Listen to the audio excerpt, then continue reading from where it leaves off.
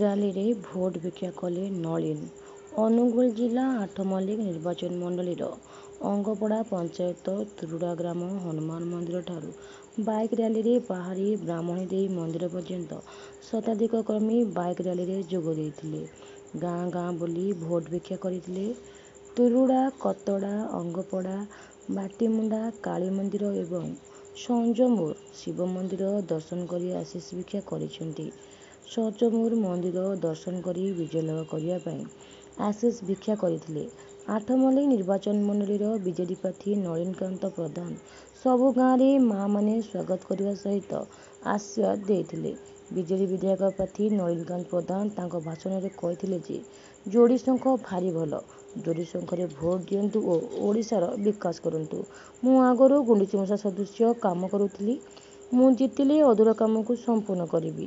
ଆଠମଲ୍ଲିକରୁ ଗୋବିନ୍ଦ ଚନ୍ଦ୍ର ନାୟକଙ୍କ ରିପୋର୍ଟ, ଆଗାମୀ ଟିଭି।